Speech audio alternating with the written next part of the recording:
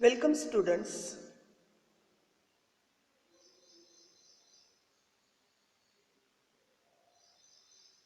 In previous lecture, we have seen the packing efficiency of the metal crystals in simple cubic lattice. त्याचबरोबर packing efficiency of the metal crystal in body-centered cubic lattice. Today, we will see the packing efficiency of the metal crystal in face-centered cubic lattice or CCP or SCP.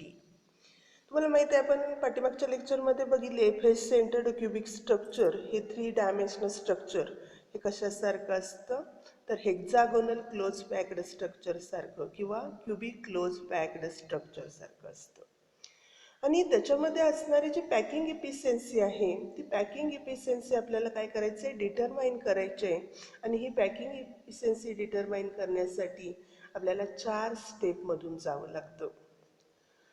त्यापैकी पहिली जी step आपण बघणार आहे that is the radius of the particle or the spares. आता तुम्हाला माहीत आहे की जे फेस सेंटर्ड क्युबिक लॅटिस असतं त्याच्यामध्ये असणारे जे पार्टिकल्स आहेत ते पार्टिकल्स कुठं प्रेझेंट असतात they are present at the corners of the unit cell as well as they are present at the centre of each face. आणि त्याच्यावरून आपण बघतोय की इथं असणारे जे पार्टिकल आहेत ते स्पेअरच्या स्वरूपात आहेत आणि त्याचा असणारा जो रेडियस आहे तो रेडियस आपण आर कन्सिडर करणार आहे आणि लेंथ ऑफ जी युनिट सेल आहे फेस सेंटर्ड क्युबिक लॅटिसची त्याची असणारी एज लेंथ ही आपण ए कन्सिडर करणार आहे आणि त्याच्यावरून आपल्याला radius of the particle or spare काढायचं आहे. आता आपल्याला माहित आहे की इथं असणारे जे पार्टिकल्स कुठे आहेत तर corner particles are assumed to touch the particles at the centre of the face ABCD as shown in the figure. म्हणजे तुम्हाला इथं काय दिसत आहेत त्याचे कॉर्नर्स दिसत आहेत ABC आणि D हे कॉर्नर तिथं दिसत आहेत आणि त्या कॉर्नरला असणारे जे पार्टिकल्स आहेत ते कॉर्नरला असणारे पार्टिकल काय करतायत सेंटरला फेसचा जो पार्टिकल आहे त्याला काय करतायत टच करतायत. अशा पद्धतीनं तुम्हाला फिगरमध्ये सुद्धा अशा पद्धतीचे पार्टिकल दिसत आहेत आणि त्याच्यावरून आपल्याला रेडियस काढायचं आहे आणि त्यासाठी आपण काय कन्सिडर करतोय द ट्रायंगल ABC. हा जो ABC ट्रायंगल आहे हा ABC ट्रायंगल काय आहे राईट अँगल ट्रायंगल आहे आणि त्याच्यामध्ये असणारा जो अँगल आहे ABC हा 90 डिग्री सेल्सिअस आहे आणि त्याच्यावरून आपण अकॉर्डिंग टू पायथागोरस थेरम पायथागोरसच्या थेरमनुसार आपल्याला माहीत आहे जो असणारा डायगोनलचा स्क्वेअर असतो तो राहिलेल्या जो 2 साईड्स असतात ट्रायंगलच्या त्याच्या स्क्वेअरच्या सम एवढा असतो आणि त्यामुळे आपण असं म्हणतो AC square is equal to AB square plus BC square. आणि मग तुम्हाला इथं ABची लेंथ माहीत आहे ती A आहे आणि BCची सुद्धा लेंथ माहीत आहे आणि ती किती आहे A आहे आणि ह्या व्हॅल्यू आपण ह्या इक्वेशनमध्ये भरलेल्या आहेत आणि आपल्याला इक्वेशन असं मिळालेलं आहे AC square is equal to S square plus S square आणि मग त्याची आपण बेरीज केली तर काय येणार आहे 2S स्क्वेअर आणि त्यामुळे इथं AC स्क्वेअरची जी व्हॅल्यू आलेली आहे ती AC स्क्वेअरची व्हॅल्यू किती आली 2A स्क्वेअर आलेली आहे. आता आपण पुढे जाऊन त्याचं काय करणार आहे तर इथं तुम्हाला दिले AB is equal to BC is equal to A आणि त्याच्यावरून तुम्ही काय करणार आहे ACची जी व्हॅल्यू आहे ती ACची व्हॅल्यू आपण काढणार आहे. म्हणजे आपण जो AC square is equal to 2S square आपल्याला इक्वेशन मिळालं आहे याचं आपण काय करणार आहे स्क्वेअर रूट घेणार आहे आणि मग स्क्वेअर रूट घेतलं की आपल्याला काय मिळतं AC is equal to under root 2A equation number 1 आपण याला म्हणतोय आणि अशा पद्धतीनं आपल्याला ACची व्हॅल्यू आपण इथं काय केलेली आहे डिटरमाइन केलेली आहे. आता जेव्हा तुम्ही डायग्रॅममध्ये बघताय त्या डायग्रॅमवरून तुमच्या असं लक्षात येईल इथं असणारी जी AC आहे आणि इथं असणारा स्क्वेअरचा रेडियस R आहे आणि त्यावरून ACची व्हॅल्यू सुद्धा इथं तुम्ही काढू शकता. हे आर झालं, इथंपर्यंत आर सेंटरमध्ये पर्यंत आर होणार आहे स्पेअरच्या, इथून आर असणार आहे, इथंपर्यंत काही कॉर्नरपर्यंत आर असणार आहे. म्हणजे अशा पद्धतीनं जर तुम्ही बघितलं तर तुम्हाला ह्या डायग्रॅमवरून सुद्धा ए सीची व्हॅल्यू आहे ती ए सीची व्हॅल्यू डिटरमाइन करता येते आणि A C is equal to 4R आहे. आणि मग ही जी व्हॅल्यू आहे ही व्हॅल्यू आपण काय केले ते इक्वेशनमध्ये भरले. म्हणजे तुम्हाला माहिती आहे की राईट साईड काय आहेत, इक्वल आहेत, तर लेफ्ट साईड सुद्धा काय असणार आहे, इक्वल असणार आहेत. म्हणजे इथं असणाऱ्या ज्या लेफ्ट साईड इक्वल आहेत म्हणजे राईट साईड सुद्धा काय असणार आहे, इक्वल असणार आहेत. आणि त्याच्यावरून आपण काय लिहू शकतो, इक्वेशन लिहू शकतो. म्हणजे इथं आपण substitution of A C from the equation 1 gives असं म्हणतोय. आणि त्यामुळं आपल्याला जी व्हॅल्यू मिळते ती व्हॅल्यू काय आहे, म्हणजे जे इक्वेशन मिळतं ते इक्वेशन असं आहे, √2a is equal to 4R. आपल्याला काय काढायचं आहे तर रेडियस ऑफ द स्पेअर काढायचं आहे. म्हणजे हे असणारं जे इक्वेशन आहे हे इक्वेशन आपण काय करणार आहे, रिअरेंज करणार आहे. आणि मग हे इक्वेशन रिअरेंज केलं की आपल्याला आरची व्हॅल्यू मिळणार आहे. आर इज इक्वल टू काय येणार आहे, √2a डिवायडेड बाय 4. ही आपल्याला काय मिळाली, आरची व्हॅल्यू मिळाली. म्हणजे रेडियस ऑफ द स्पेअर, ही रेडियस ऑफ द स्पेअरची आपल्याला काय मिळालेली आहे, व्हॅल्यू मिळालेली आहे.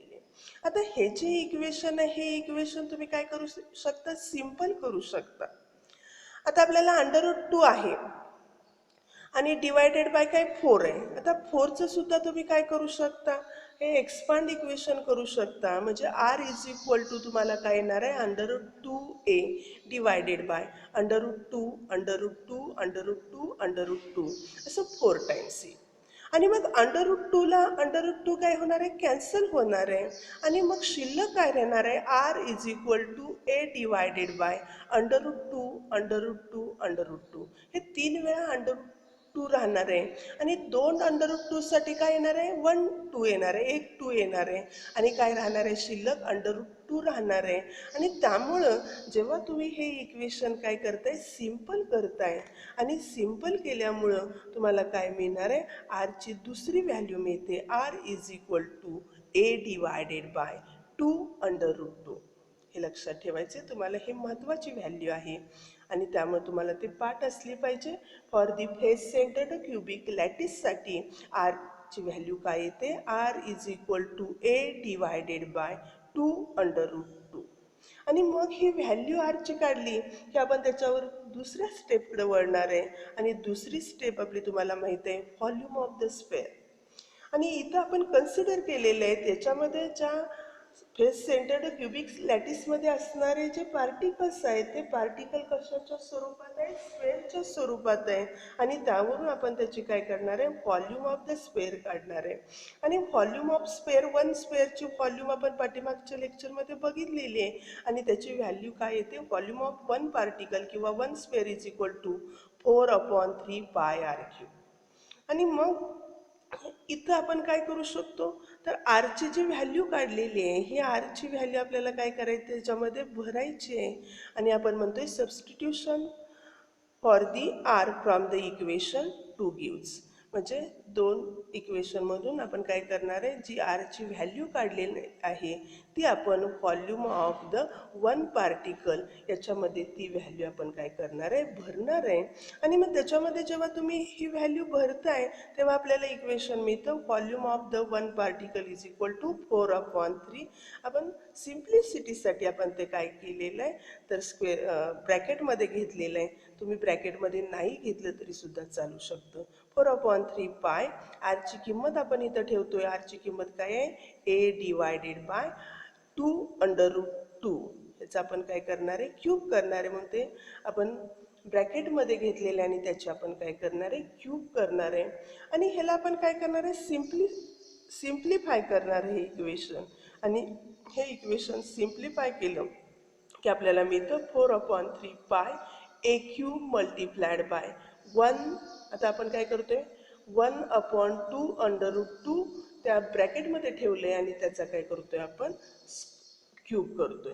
म्हणजे आपल्याला काय येणार आहे, इक्वेशन हे सिम्प्लिफाय केल्यावरती 4/3π a³ मल्टिप्लायड बाय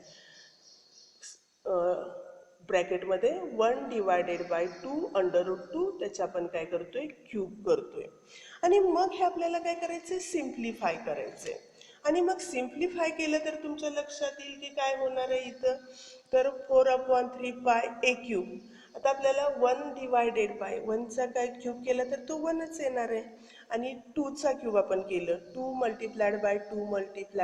2 केलं तर त्याची येणारी क्यूबची व्हॅल्यू काय येते 8 येते आता जे √2 आहे त्याचे आपल्याला क्यूब करायचे आहे म्हणजे √2 ×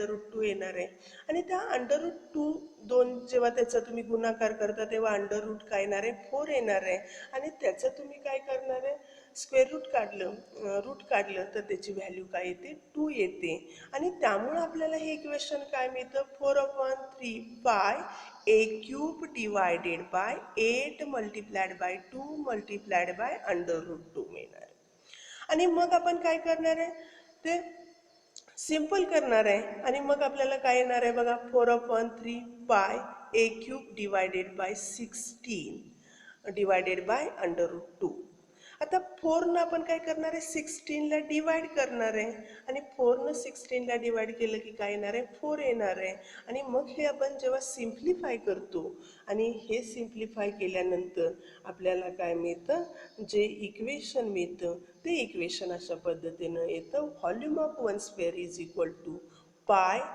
ए क्यूब डिवायडेड बाय 12 √2 आणि अशा पद्धतीनं तुम्ही काय करू शकता ह्याच्यामधल्या तुम्हाला जर ह्या डायरेक्ट स्टेप येत नसेल तर तुम्ही इक्वेशन लिहिणार पुस्तका पद्धतीनं मी घेतलेलं आहे परंतु तुम्हाला ह्या मॅथमॅटिकल टर्म्स तुम्ही काय करू शकता लिहू शकता वाढवू शकता आणि हे जे इक्वेशन काय करू शकता सिम्प्लिफाय करू शकता आणि त्यानुसार तुम्ही व्हॉल्यूम ऑफ वन स्क्वेअर हे काय करू शकता डिटरमाइन करू शकता किंवा त्याला आपण व्हॉल्यूम ऑफ वन पार्टिकल ही वन पार्टिकलची व्हॉल्यूम आपण डिटरमाइन करतो आणि त्यावेळेला त्याची येणारी जी व्हॅल्यू असते ती किती येते पाय ए क्यूब डिवायडेड बाय 12 √2 आणि अशा पद्धतीनं आपल्याला एका पार्टिकलची व्हॉल्यूम मिळालेली आहे आणि त्याच्यावरून आपल्याला काय करायचं आहे तर total volume of the particle काढायचे आणि टोटल व्हॉल्यूम ऑफ द पार्टिकलमध्ये तुम्हाला माहीत आहे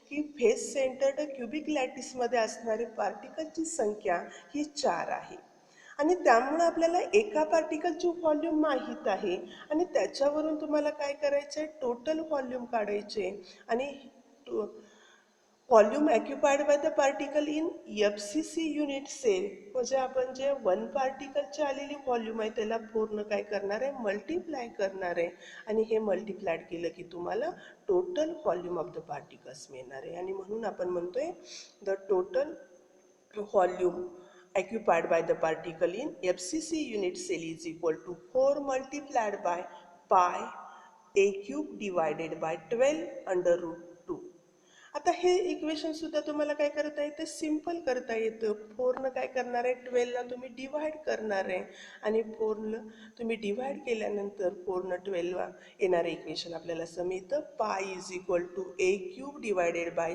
3 √2 आणि अशा पद्धतीनं तुम्हाला काय मिळतं तर volume of the total volume of the particles म्हणजे तिथं असणाऱ्या सगळ्या पार्टिकलची व्हॉल्यूम आहे ती आपल्याला मिळते आणि ती काय आहे pi A cube divided by 3 √2 ह्याच्यावरून आपण काय करणार आहे पुढची स्टेप आपली चौथी बघणार आहे आणि ह्याच्यामध्ये आपण काय करणार आहे पॅकिंग इफिशियन्सी आणि मग पॅकिंग इफिशियन्सीचा तुम्हाला फॉर्म्युला माहीत आहे आपण पॅकिंग इफिशियन्सीचा फॉर्म्युला बघतो packing efficiency is equal to volume occupied by the particles in the unit cell divided by काय येतं total volume of unit cell multiplied by 100 आणि मग तुम्हाला तुमच्या पुढे फॉर्म्युला दिसतोय packing efficiency that is a volume occupied by the particle in unit cell divided by total volume of the unit cell multiplied by 100 आता इथं आपण total volume of the particles काढलेली आहे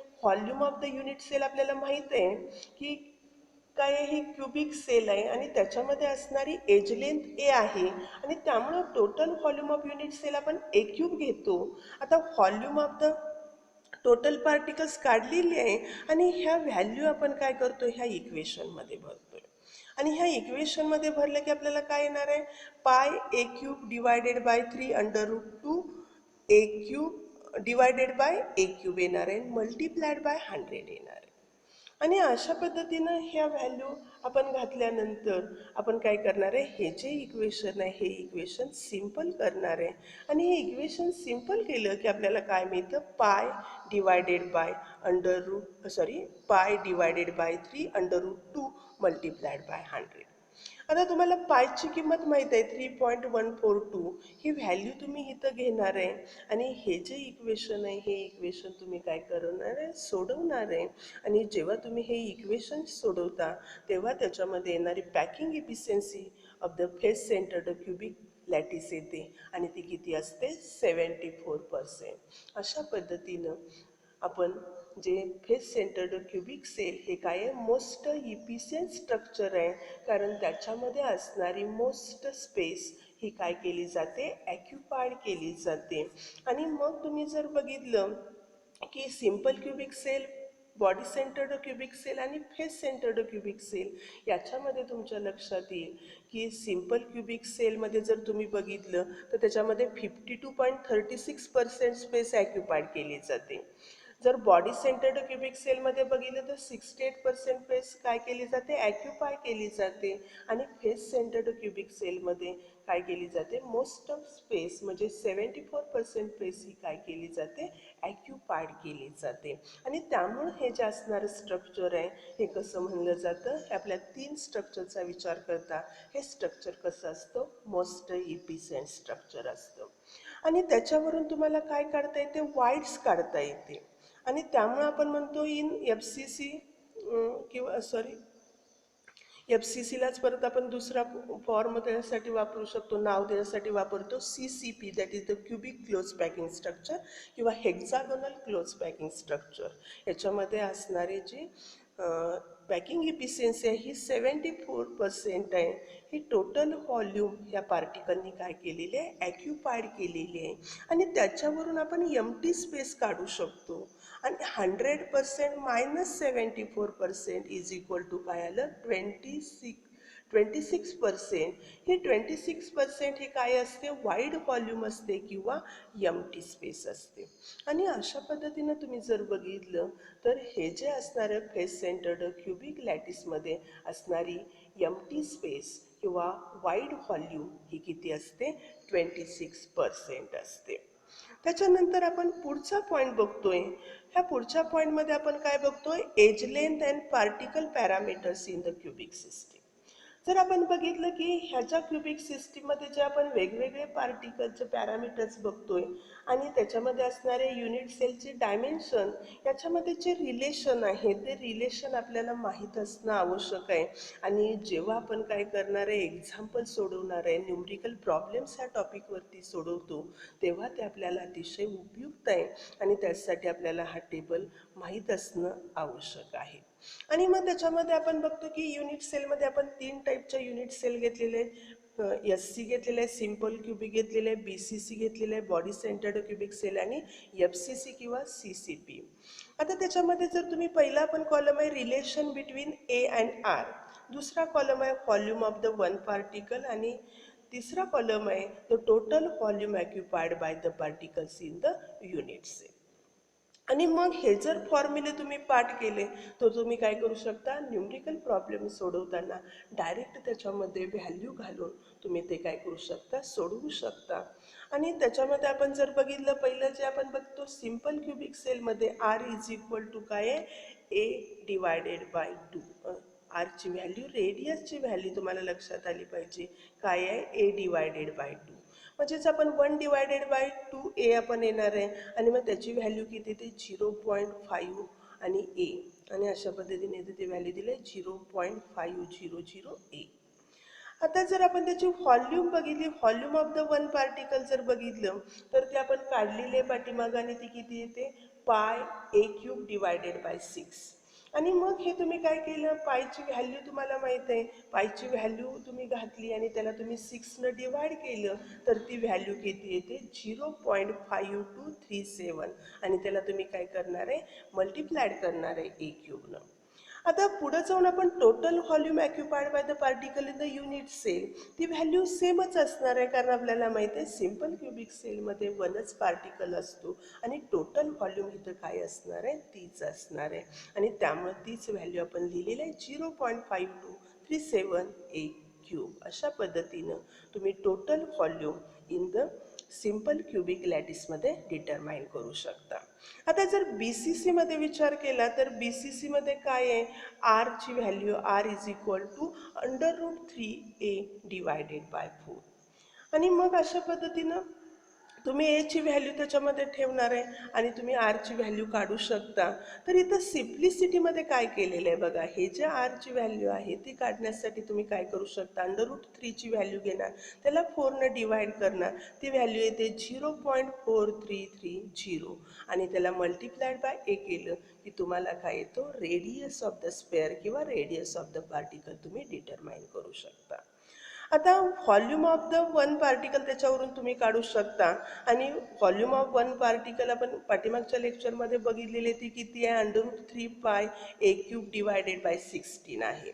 आणि इथं काय केलेलं आहे तर पायची व्हॅल्यू घेतलेली आहे, √3ची व्हॅल्यू घेतलेली आहे आणि हे इक्वेशन सिम्पल केलेलं आहे आणि मग काय येणार आहे volume of one particle is equal to 0.34 a cube येणार आहे.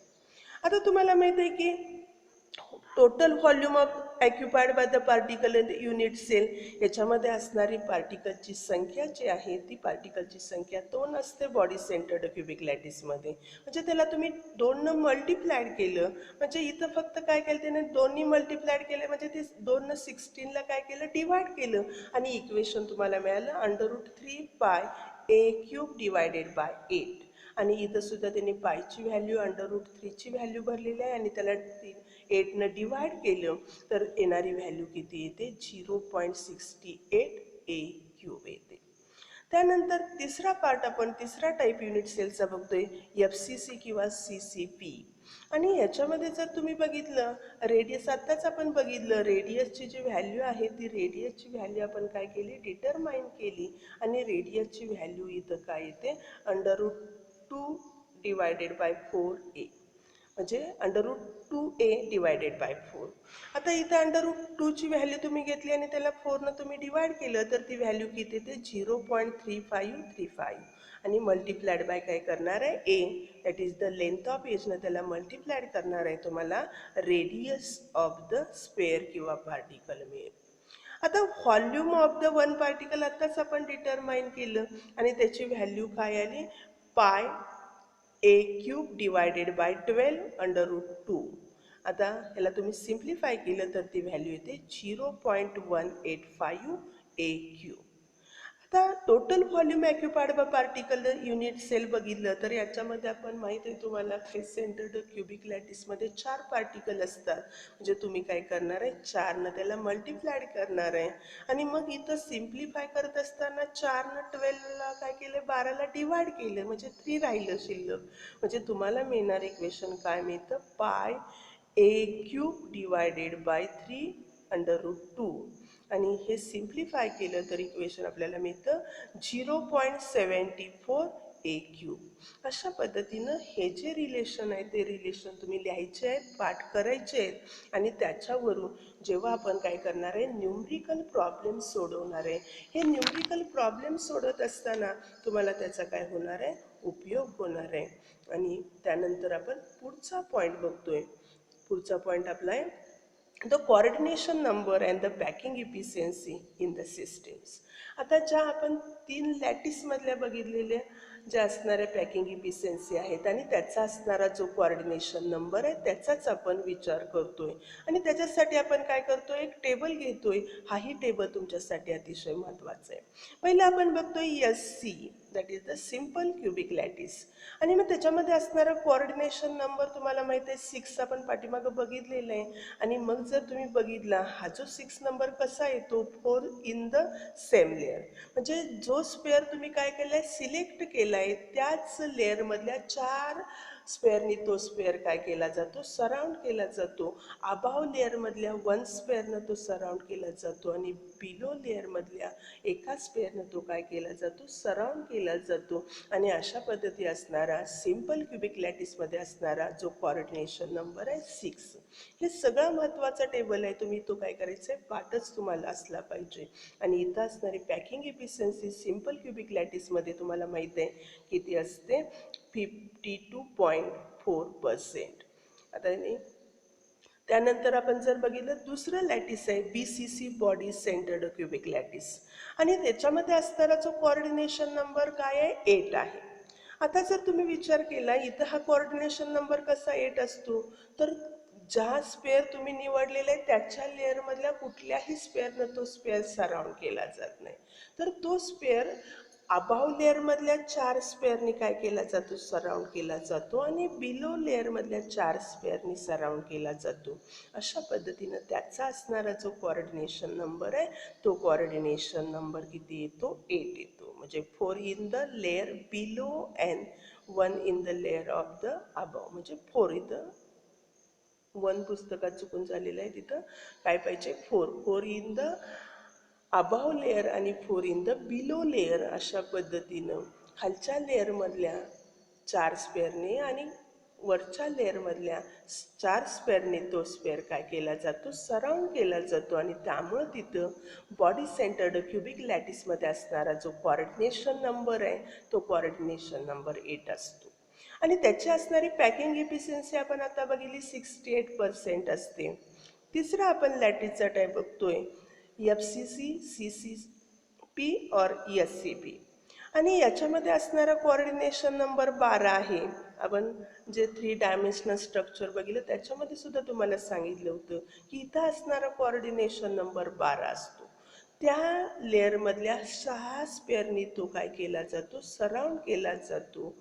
अबाव लेअरमधल्या 3 स्पेअरनी सराउंड केला जातो आणि बिलो लेअरमधल्या 3 स्पेअरनी तो स्पेअर काय केला जातो, सराउंड केला जातो किंवा टच केला जातो. आणि त्यामुळं तिथं असणारा कोऑर्डिनेशन नंबर हा FCC मध्ये किती असतो, 12 असतो.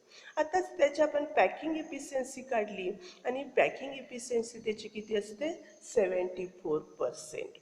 आणि अशा पद्धतीनं 74% असं पॅकिंग इफिशियन्सी असणारं हे जे स्ट्रक्चर आहे हे स्ट्रक्चर कसं असतं, मोस्ट इफिशियंट स्ट्रक्चर असतं. त्यानंतर पुढचा आपल्याला महत्त्वाचा पॉईंट न्यूमरिकलसाठीचा आहे आणि तो आहे number of particles and unit cell in x gram of the metallic crystal. जर तुम्ही मेटॅलिक क्रिस्टल घेतलं त्याच्यामध्ये असणाऱ्या पार्टिकलचा नंबर तुम्हाला काढायचा असेल आणि त्याच्यामध्ये असणाऱ्या युनिट सेलचा नंबर काढायचा असेल त्यासाठी तुम्ही काय घेणार आहे, x gram of the metallic crystal घेणार आहे. आणि त्याच्यामध्ये असणारं जे रिलेशन आहे ते रिलेशन फॉर्म्युल्याच्या स्वरूपात तुम्हाला दिलेले आहे आणि त्या फॉर्म्युल्यावरून तुम्ही काय काढू शकता, तर number of particles and the unit cell दिलेल्या ग्रॅम मेटॅलिक क्रिस्टलमधल्या काढू शकता. आता त्याच्यासाठी आपल्याला जे पॅरामीटर्स आहेत ते पॅरामीटर माहीत आहे. Number of particles and the number of unit cell in the given mass of the metal can be calculated from the known parameters of the unit cell. त्यासाठी युनिट सेलचे जे माहीत असणारे पॅरामीटर्स आहेत ते पॅरामीटर आपण वापरणार आहे. त्याच्यामध्ये पहिल्यांदा आपण number of particles per unit cell त्यासाठी स्मॉल n हे आपण नोटेशन वापरतोय. म्हणजे स्मॉल हे नोटेशन आपण कशासाठी वापरतोय, तर नंबर पार्टिकल्स पर युनिट सेलमध्ये किती आहेत त्यासाठी आपण स्मॉल n हे नोटेशन वापरणार आहे. त्याच्यानंतर तुम्हाला volume of the unit cell माहीत आहे, कारण आपण ही कशी आहे आपली क्युबिक सेल आहे त्याची असणारी लेंथ आपण ए कन्सिडर करतोय आणि त्यामुळे त्याची असणारी व्हॉल्यूम काय होणार आहे, ए क्यूब होणार आहे. आता आपण इथं जी डेन्सिटी बघणार आहे ती डेन्सिटी आपण रो घेणार आहे. रो इज द डेन्सिटी आणि मोलर मास त्या सबस्टन्सचं कॅपिटल M असणार आहे. म्हणजे इथं आपण density rho and the molar mass capital M of the metals are related to each other through the unit cell parameter as shown in the below. म्हणजे खाली आपण वेगवेगळे फॉर्म्युले वापरणार आहे की ज्या फॉर्म्युल्यामध्ये त्यांच्यामध्ये असणारं रिलेशनशिप आपल्याला मिळत असते. आणि सुरुवातीला तुम्हाला माहित आहे दॅट इज द डेन्सिटी. डेन्सिटीसाठी आपण काय फॉर्म्युला वापरतो? Rho is equal to mass divided by volume. Density आपण घनता म्हणतो आणि काय म्हणतो? वस्तुमान डिवायडेड बाय आकारमान. याच्यावरून आपण काय काढत असतो? तर डेन्सिटी काढत असतो. पाठीमागे सुद्धा आपण डेन्सिटीचा फॉर्म्युला बघितलेला आहे. आता आपण हा डेन्सिटीचा फॉर्म्युला कशासाठी वापरणार आहे? पाठीमागे ते आपण इक्वेशनमध्ये तो काढलेलाच आहे. आणि मग डेन्सिटीचं असंही इक्वेशन आपल्याला मिळतं. ते इक्वेशन असं आहे, density rho is equal to number of particles in the unit cell multiplied by M divided by volume of unit cell divided by N A. म्हणजे इथं रो इज इक्वल टू काय येणार आहे? Number of particles in unit cell multiplied by त्याचं असणारं molar mass divided by volume of unit cell divided by काय येणार आहे? N A, that is the Avogadro's number. म्हणजे ॲव्होगॅड्रोस नंबरनं तुम्ही काय करणार आहे? त्याला डिवाइड करणार आहे. आणि मग आपल्याला त्याची नोटेशन माहीत आहेत आणि मग त्यामुळे तुम्हाला असा हा फॉर्म्युला होऊ शकतो, that is the density rho is equal to काय येणार आहे? N divided by A cube multiplied by M divided by N A. आणि त्याच्यावरून काय करू शकता तुम्ही? अशा पद्धतीनं जो फॉर्म्युला काढलेला आहे, हा फॉर्म्युला आपण रिअरेंज करणार आहे. आणि हा फॉर्म्युला आपण रिअरेंज केला की आपण कशासाठी फॉर्म्युला काढणार आहे? That is the molar mass capital M. म्हणजे आपण डेन्सिटीचा formula, density rho is equal to N divided by A cube multiplied by M divided by N A, Avogadro's number. हा फॉर्म्युला आपण रिअरेंज करतोय आणि मोलर माससाठी फॉर्म्युला आपण काढतोय. Therefore आपण म्हणतोय capital M molar mass is equal to rho density multiplied by काय येतं? A cube, that is the volume of unit cell multiplied by Avogadro's number N A divided by N, that is the number of particles in unit cell. आणि इथं दिलेलं आहे N is the number of particles in unit cell आणि a cube काय आहे? Volume of unit cell. अशा ह्या फॉर्म्युलेचा वापर करून तुम्ही कुठल्याही मेटॅलिक क्रिस्टलचं असणारं मोलर मास हे काय करू शकता? डिटरमाइन करू शकता. त्यानंतर आपल्याला पुढे जाऊन बघायचं आहे, that is the number of particle in x gram metal. जर तुम्ही एक्स ग्रॅम ऑफ मेटल घेतलं तर त्याच्यामध्ये असणारा जो पार्टिकलचा नंबर आहे, तो पार्टिकलचा नंबर तुम्हाला काय करायचं आहे? डिटरमाइन करायचा आहे. आणि मग त्यासाठी तुम्हाला माहीत आहे की जेव्हा तुम्ही 1 मोल सबस्टन्स घेता, म्हणजे त्याच्या मोलर मास एवढा सबस्टन्स घेता, तेव्हा त्याच्यामध्ये ॲव्होगॅड्रोस नंबर एवढे पार्टिकल असतात. म्हणून आपण म्हणतोय molar mass M contains N A particles. परंतु आपण मोलर मास एवढा सबस्टन्स घेतलेला नाही, तर आपण काय घेणार आहे? एक्स ग्रॅम एवढा सबस्टन्स घेणार आहे. Therefore x gram of the metal contains. X ग्रॅममध्ये किती असणार आहे? तर एक्स डिवायडेड बाय काय असणार आहे?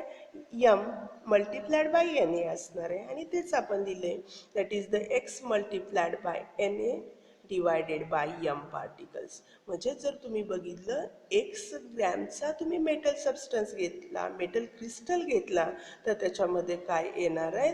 तर जेवढा ग्रॅमचा तुम्ही सबस्टन्स घेतले आहे ते x multiplied by Avogadro's number divided by the molar mass of that crystal किंवा दॅट मेटल. आणि त्याच्यावरून तुम्ही काय काढू शकता? Number of particles in x gram काढू शकता. आता आपल्याला आपण मोलर माससाठी फॉर्म्युला घातलेला आहे, डिटरमाइन केलेला आहे, तो आपण ह्याच्यामध्ये काय करतो? सबस्टिट्यूट करतो. आणि substitution of the M gives. एमचं सबस्टिट्यूशन केलं की आपल्याला असणारा हा जो फॉर्म्युला आहे, हा फॉर्म्युला आपल्याला सिम्प्लिफाय करता येतो. आणि त्यामुळे आपण म्हणतोय number of particles in x gram is equal काय येणार आहे? Is equal to x multiplied by Avogadro's number divided by rho density a cube, that is the volume of unit cell multiplied by काय आहे? Avogadro's number divided by N. आणि अशा पद्धतीनं हा मिळाला फॉर्म्युला परत तुम्ही काय करता? सिम्प्लिफाय करू शकता. आणि हा फॉर्म्युला तुम्ही काय केला? सिम्प्लिफाय केला तर काय होणार आहे? जो फॉर्म्युला मिळतो तो फॉर्म्युला आपल्याला अशा पद्धतीनं मिळतो, that is the number of particles in x gram is equal to x multiplied by N. आता इथं ॲव्होगॅड्रोसला नंबर दोन्हीकडे आहे, तो काय होणार आहे, डिवाइड होणं, म्हणजे तो आपण कॅन्सल करणार आहे. आणि काय होणार आहे, हे एन इकडं डिवायडेड बाय, तो काय होणार आहे, मल्टिप्लायड बाय, म्हणजे काय फॉर्म्युला येतो, x multiplied by N divided by काय येतं, rho that is the density, आणि डिवायडेड बाय काय येतं, ए क्यू. अशा पद्धतीनं एक्स एन डिवायडेड बाय काय येणार आहे, रो ए क्यू.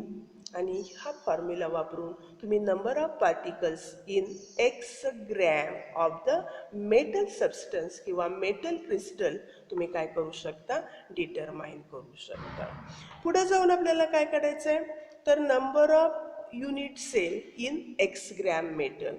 जसं आपण काय काढलं, नंबर ऑफ पार्टिकल्स काढला, तसं आपल्याला युनिट सेलचा नंबरसुद्धा दिलेल्या ग्रॅम एक्स ग्रॅम मेटलमध्ये किती असतात हे आपल्याला डिटरमाइन करता येतं.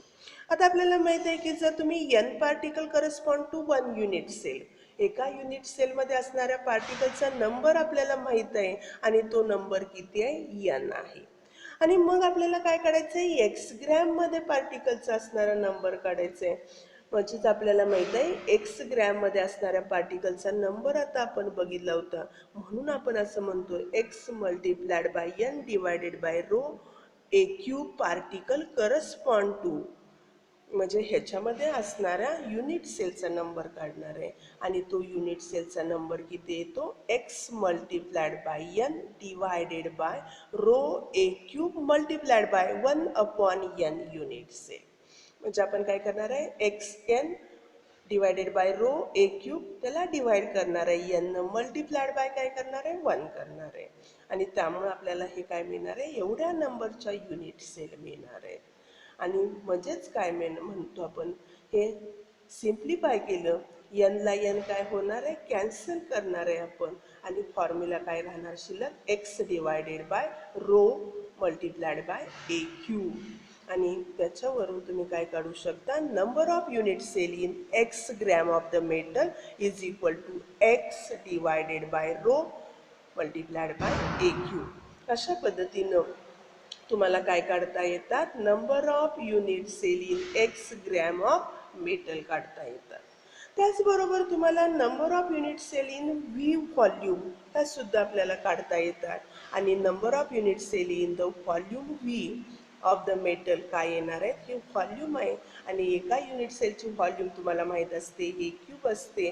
म्हणजे जर तुम्हाला व्ही व्हॉल्यूम दिली त्या मेटलची, तर V divided by A cube हे फॉर्म्युला वापरून तुम्हाला काय करता येतं, number of unit cell in the given volume V हे सुद्धा तुम्हाला काय करता येतं, डिटरमाइन करता येतं. म्हणजे हे सगळं तुमच्या दृष्टीने अतिशय महत्त्वाचं. न्यूमरिकल प्रॉब्लेम बऱ्याच वेळेला ह्या टॉपिकवरती विचारले जातात आणि त्यामुळे तुम्हाला हे जे सगळे फॉर्म्युले आहेत ते फॉर्म्युले पाठ असणं महत्त्वाचं आहे. आणि अशा पद्धतीनं आपण इथं काय करतोय, थांबतोय. थँक्यू.